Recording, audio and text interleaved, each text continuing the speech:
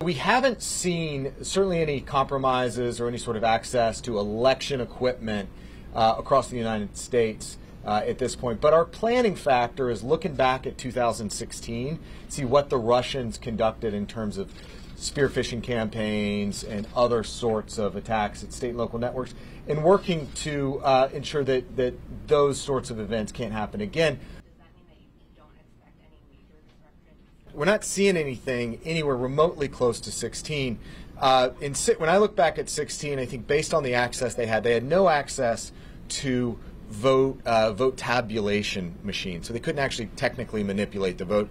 They had access to voter registration systems. So from a resilience perspective, if they had the ability to delete voter registration files, a voter, if they'd shown up to vote and they were not on the voter roll, they would have been able to request a provisional ballot. Their ballot still would have gone in, it would have been counted as cast. So we're still thinking through that lens of what's the resilience in this system. That's why we are encouraging people to make sure they know what to do on November 6th.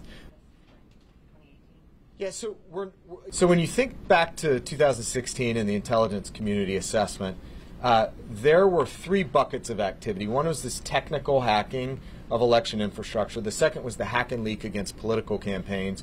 And then the third was this broad information campaigns, these disinformation and misinformation campaigns on social media and new media. That sort of activity has persisted.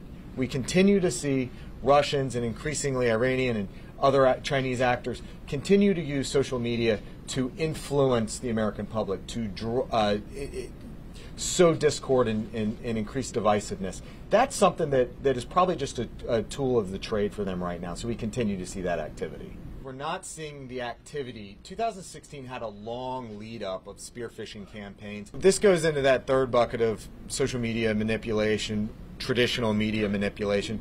What we're seeing is efforts by the Chinese government to influence the voter, how they perceive policies, and influence the decision-making process so that they have political candidates, whether it's in Congress or elsewhere, that are more favorable to trade policies, things like that. We continue to see that sort of activity. I think the president referenced an ad in the Des Moines Register and the China Daily. While it may meet advertising standards for China, for the Des Moines Register, it still is something that indicates as it is kind of a hearts and minds campaign by the Chinese.